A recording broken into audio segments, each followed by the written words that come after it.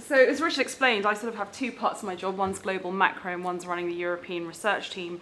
And really it's with the first hat on today that I'm going to speak to you, which is really how, as an allocator of potential real estate capital globally, how we would view the Netherlands both from a macro context and from real estate fundamentals. So hopefully just a quick 10 to 15 minute overview.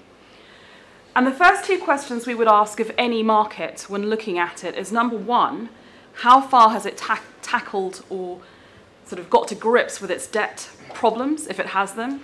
And secondly, how exposed is it to the trade cycle? And I think here we have CBRE Global Investors' own estimation of the total debt to GDP ratio. So it's not just government debt, not just household debt, but the whole lot. And rather disturbingly, as a company that has a huge UK and Dutch exposure, the UK and the Netherlands are the worst on this measure. And you can see there's a great similarity. They have a high proportion of household debt to GDP, which we all know is linked to the way in which we take on mortgages. But there's a huge, if you look at that orange bar, what that is the banking crisis. It's the overhang of the bank bailouts, the fact that we went into this downturn overbanked relative to the size of our economies, reflecting a very successful history as mercantile nations. And we're now struggling to get to grips with that capacity and what that means going forward. So without sounding too pessimistic, I just want to say that we're going to talk a lot about cyclical upswings, but it's always worth bearing in mind as long-term holders of real estate, the structural weakness that is still there in the Netherlands and indeed the UK, slightly ahead of Japan actually, which often shocks people. However, more optimistically, from a cyclical perspective, a key global theme that we are seeing is an upturn in the world trade cycle. And if you think about it, we've got Japan, Europe, and the US, which is 80% of world economy, in a synchronized upswing for the first time really since the late 80s. And that has huge multiplier effects for trade, and any country, any location that benefits from the flow of goods in the economy, Netherlands is a classic example of that, is going to benefit. And we'd see that in Asia with South Korea and Singapore as well. So despite the structural weakness, we think the Netherlands as a medium, open economy has a lot to benefit from this global theme. If we get a little bit more into the specifics, the one message I'm trying to give investors at the moment is it's absolutely fantastic that a lot of that sort of macro-political fear and risk that was attaching itself to the Eurozone a year and a half ago has gone. The existential crisis is over, that's fantastic. But let's not get too ahead of ourselves on the type of recovery we're going into. Because typically after a recession, you don't just go back to trend growth. You have a period where you're above trend, where you have really strong job creation, demand growth, and that leads into very positive rental growth. However, what this chart shows you is historic growth, which is dark green, the 5-year forecast, which is light green, and the difference, which is grey. And with the exceptions of the USA and Greece, which is less relevant, most economies in Europe will be growing still below the historic trend over the next 5 years. So yes, it's positive growth, yes, it's a recovery, but actually it's still relatively weak. So we need to bear that in mind when looking at what is going to be the genuine income growth that we see over the next 5 years. In terms of focusing in on the Netherlands, what is going to be making up this sort of 1.5 to 2% GDP growth? Well, there's a lot of detail on this chart, but the key messages are this. If you look at 2014, the grey bar, which is government spending, is negative. In other words, the public sector in the Netherlands is a drag on growth, with austerity measures the government's taking away from GDP. As we move forward and we get through the austerity period, the government actually starts contributing, which is fantastic. Household spending, which is the dark green bar, as you can see, was very negative in 2013, forecast to still be negative this year, and that's the hangover of the knock to consumer confidence, house prices falling. But again, as we move into 2015, that gets more and more positive. In 2018, it's adding a full 1.5 percentage points to growth. So this is going to be eventually a consumer spending and government spending driven recovery. On the other hand, net exports becoming slightly weaker. Actually, that's kind of a good thing because it means the consumer's recovering, importing more goods, and that's what's showing up there. And also a recovery in gross fixed investment. And This is a theme we see globally, that corporates are sitting on quite large cash piles, but they were so nervous about what was happening in the world, they weren't willing to spend. And actually that's changing. Just as we see in the occupier market, where people now have the confidence to take on a new lease, more generally, they'll hire new people, they'll invest in plant and machinery, and that will be a good driver of Dutch growth. But overall, you're still, if you look at the triangles, in that 1.5% to 2% range. So it's positive, it's good, but it's not the kind of frothy, typical post-recession upswing.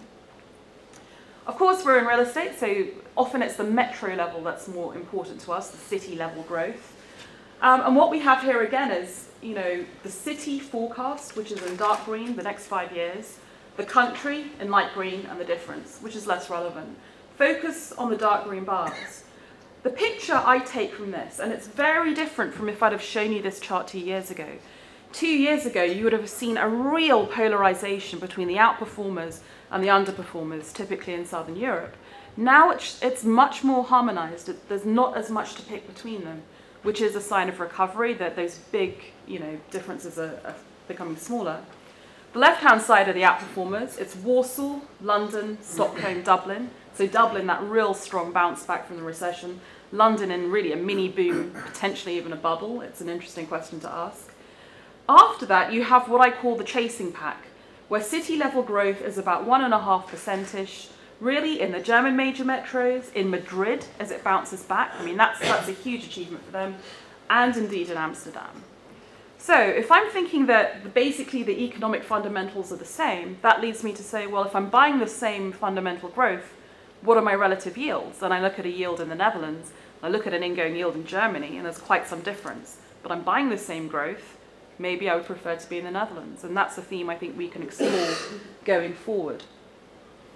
In terms of capital markets, and I know Eric from our parent company will probably go into this a lot more as he's from the capital markets team, just to give you some of the headlines, and I apologise for the typo here, this is actually year-on-year growth for investment volumes. The key message is that Europe actually, and this was always a surprise to my US colleagues, it never saw the fall in investment volumes that people thought it might have done during the crisis. There was always about 35 billion euros a quarter coming in, because it was just all focused on the northern safe haven markets. Over the last year, what we've seen is that investors have become far less risk averse, far more willing to go into Southern Europe, far more willing to go into the smaller economies within the Eurozone, and within those markets, much more willing to look at tier 2 locations, tier 2 cities. So a much healthier, more diverse pattern. You can see Netherlands up 60% year on year in investment volumes, which is fantastic. Of course, some of these from a very low base. Where has it gone by sector? Residential, seeing a far higher proportion of Dutch investment over the last 4 quarters than would have been historically typical.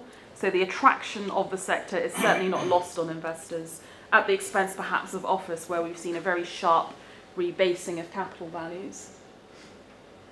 I've said here that I think this is probably led by European investors, but I think Eric will perhaps give us some more up-to-date insight.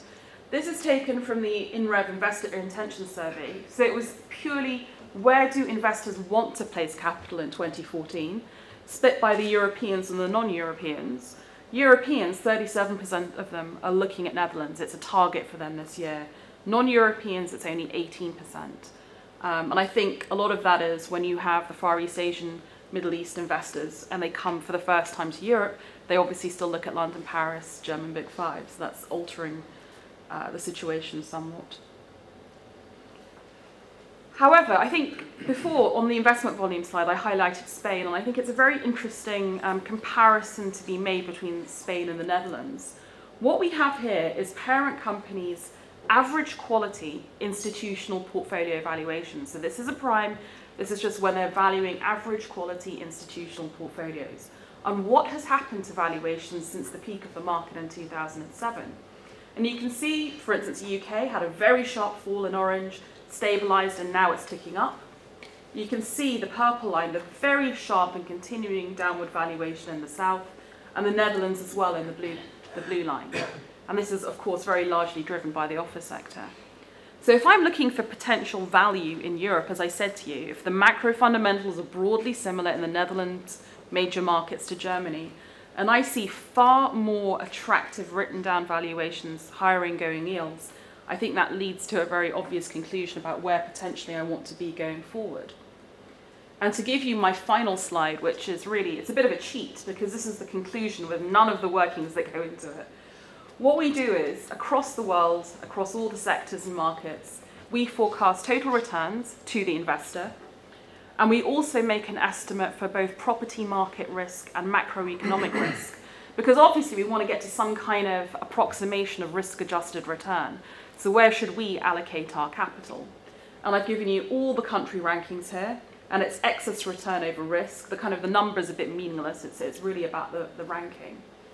So within the European markets, the UK has very high excess returns at the moment over the next 5 years. And the Netherlands is the next most attractive market in Europe, ahead of Spain and some of the Nordic countries. But, on a globe, this is all our global markets ranked. Netherlands is number 3. So we are making, as a global house view, a powerful call that the Netherlands has seen the rebasing in its capital values, that the economic prospects may not be super exciting, but they're solid and they're driven by the consumer, which is always good in a very housing market dependent economy, and that the ingoing pricing is relatively attractive to a lot of other safe haven northern markets, which have really seen a lot of capital inflows and now look fairly keenly priced.